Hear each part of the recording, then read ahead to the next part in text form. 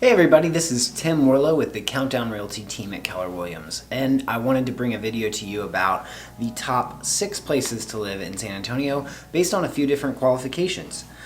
So, the first one will be value and price. Second will be the school system. For a lot of people with kids, that's a very important thing, but it's also a good indicator of value. For access to our cultural centers, restaurants, bars, nightlife, art galleries, neighborhood amenities like golf clubs and country clubs, then luxury homes in our market and where to find those, as well as a mix of all the other things, and then finally location relative most of the high-paying jobs in our community. Based on the first aspect, the value and price of the home, we find a lot of areas that may offer more price per square foot, so you might get a bigger home for a lower price, but you will lose a few factors. So additionally with that, I want to put in appreciation. Homes that have appreciated the most over the last 10 years. And from a lot of the statistics that we find, the number one area for appreciation and value per square foot is going to be Chavano Park. So Chavano Park is a area on the north side around I-10 and 1604 in San Antonio, a very well established part of our city. The homes are usually about 30 years old on average. For the last couple of years, the appreciation in Chavano Park has been in the double-digit range. Last year alone, the home value sale was up about 20%, which is a lot for a community. Primary drivers of that is the access to I-10 and 1604, jobs on both parts of those highway systems, ease of access to shopping, and then also just the fact that there's the homes in that area have larger lot sizes. They're very good quality builds, a lot of times custom homes, and just the fact that it has an established name attached to it has helped that area maintain its value really well. The second thing that I looked for is based on the school system. So the top school system in all of San Antonio for the last several years has been... Okay, I'm going to admit I messed up when I was recording this, so I'm going to give you all 10 of them. Number 10, Medina Valley ISD. Number 9, Comal ISD. Number 8, Schertz Cibolo Universal City ISD. All of these schools are A-rated. Number 7, Northside ISD. Number 6, Lackland ISD. Number 5, Northeast ISD with Reagan High School.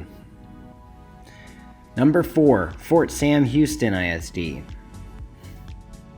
Number 3, Randolph Field. Number 2, Bernie ISD in the Texas Hill Country. And number 1, Alamo Heights ISD. The third factor that we're going to talk about is access to our cultural centers, which includes bars, restaurants, and art galleries. If you are looking for an area of town that has art, bars, culture, nightlife, a lot of restaurants, and a lot of new hip things that are happening in the city, you want to look in the Southtown area. And Southtown is, just like it sounds, directly south of downtown. From most of Southtown, you can still see the Hemisphere Tower, you can see the Alamo Dome. You're not far from all of those real downtown things, but it has its own feel. It's part of the King Williams district. There's a couple other areas around there, like La Vaca, that are right on the border, and there's a ton of great restaurants. That's where a lot of our restaurants and bars tend to focus. Some staples in our city like Rosario's, the Blue Star Brewery, which is now a huge art facility. Once a month has First Friday there, where you're going to see new art, new artists, and some really cool things happening. I personally love Southtown. If I could live anywhere else in the city, it would probably be Southtown. The fourth thing we're going to talk about is amenities for neighborhoods, such as country club, golf club, pools, hiking, everything like that. And I think that one area of town stands out in terms of having access to a country club, a golf club, tennis, its own restaurants and everything like that, and it's been very well established, and that's the Dominion. And if you live in the Dominion, the prices in there are among the highest in our city. It's become over the years the quintessential place to live in a gated community with a country club and with all of the amenities that we talked about. There are several others in the area further out towards Bernie. Cordillera Ranch, which has one of the top rated golf clubs in the entire state, but that is a totally different lifestyle than the Dominion Country Club or even Fair Oaks Country Club.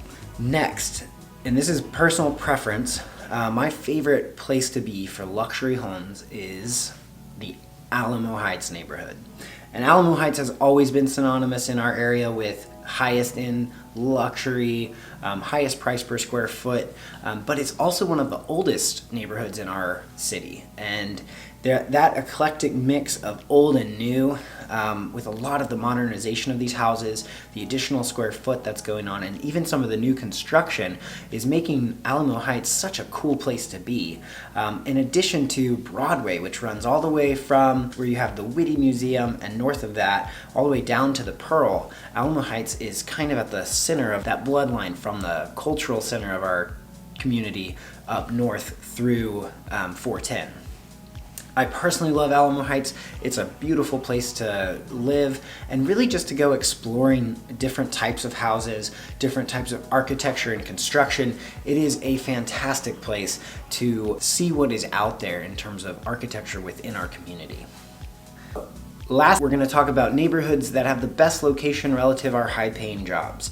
And in San Antonio, the majority of the high-paying jobs for the medical center, tech jobs, and things like that are going to be located on the northwest side, which is off of I-10. You have the medical center, USAA, where a lot of people work, as well as the 410 corridor, where there are a ton of larger companies that are within large commercial buildings where they have offices. And that is going to be Castle Hills. Castle Hills is located off of 410 between Jackson Keller and Blanco. And there are some really unique houses, big lots there. You have houses that were built in the 70s and 80s that have been rehabbed and have really interesting floor plans, really interesting architectural designs, but they have these huge old oak trees. The community has been there for a long time, and it's actually a city within our city, similar to Alamo Heights. And I actually went to Castle Hills Elementary School for kindergarten and first grade, so I do have a little bit of a bias there. But it was a very cool place to grow up. There's a lot of community center activities, and it's also pretty close to a lot of neat restaurants. One of my favorite pizzerias, Dough and Alamo Draft House. So those are the 6 neighborhoods based on 6 different criteria for some of the best places to live in our city. And if you want to keep up with any more of that, please subscribe to this video, check out the next video that I have, and be sure to download our app in the link below so you can keep up with the market and get updates daily on what's happening in your area.